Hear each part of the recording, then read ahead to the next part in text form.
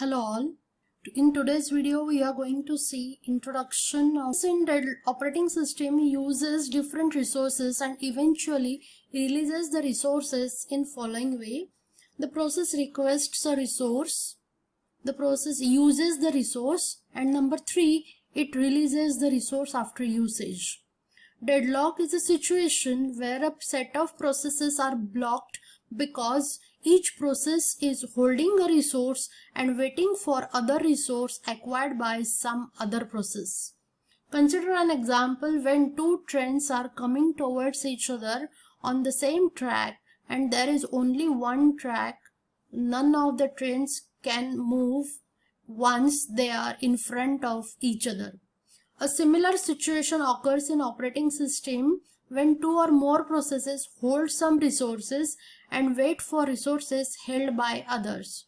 For example, in the diagram shown below, process 1 is holding resource 1 and waiting for resource 2, which is acquired by process 2, and process 2 is waiting for resource 1, which is acquired by process 1. Deadlock can arise if following 4 conditions hold simultaneously, which are called as necessary conditions for deadlock to occur. Number 1 is mutual exclusion. Mutual exclusion condition mentions that one or more than one resource are non-shareable in the system. That is, only one process can use the resource at a time.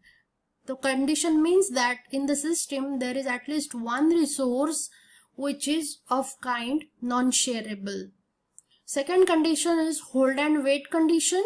The process is holding at least one resource and waiting for other resources. Number 3, no preemption. The resource cannot be taken from a process unless the process releases the resource. And number 4, circular wait. A set of processes are waiting for each other in circular form. Method for handling. Now let us see method for handling deadlock. There are 3 ways to handle the deadlock. First one is deadlock prevention or avoidance. In deadlock prevention or avoidance, the idea is to not let the system into deadlock state. One can zoom into each category individually. Prevention is done by negating one of the above mentioned 4 necessary conditions for deadlock. Whereas avoidance is a kind of futuristic nature. By using strategy of avoidance, we have to make an assumption. We need to ensure that all information about resources which process will need is known to us prior to execution of the process. We use Banker's algorithm in order to avoid the deadlock in the system. Second method is deadlock detection and recovery. In this method, we let the deadlock occur and then do preemption to handle it once it occurs. Number 3 is ignore the problem altogether. If deadlock is very rare, then let the deadlock happen and reboot the system, revert the system for removing the deadlock. This is the approach that both Windows and Unix use widely. Next is, let us see the first strategy of deadlock handling, that is deadlock prevention and avoidance. The 4 characteristics that we have seen earlier are mutual exclusion, hold and wait, no preemption, and circular wait. In deadlock prevention, we prevent the deadlock by eliminating any of the above 4 conditions. Either if any one of the 4 necessary conditions is removed, automatically the deadlock will be removed from the system. The first condition is if we eliminate the mutual exclusion condition. It is not possible to dissatisfy the mutual exclusion because some resources such as the tape driver, printer are inherently non-shareable in the system. So eliminating this condition of mutual exclusion is quite tough to avoid in the system. Second condition removal is elimination of hold and wait condition.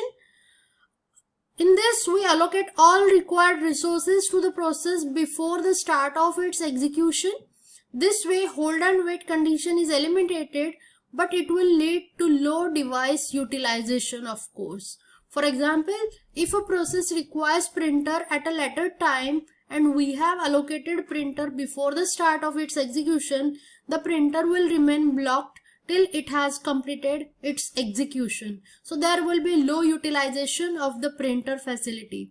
Number 2, the process will make few requests for resources after releasing the current set of resources. So we are going to limit the request and release of resources.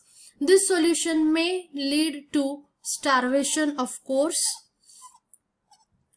Now, if we try to eliminate the third condition, which is no preemption condition, we attempt to preempt the resources from processes when resources required by other high priority processes. That way we can eliminate deadlock from the system. Fourth condition to eliminate is circular wait condition, which is quite difficult. In this, each resource will be assigned with a numerical order. A process can request the resources increasing, decreasing order of numbering. For example, if P1 process is allocated R5 resources, the next time if P1 asks for R4, R3 lesser than R5, such requests will not be granted. Only request of resources more than R5 will be granted. So we are going to make relationship about request and acquisition or current acquisition of resources by the process while eliminating this circular wait condition in the system. Thank you.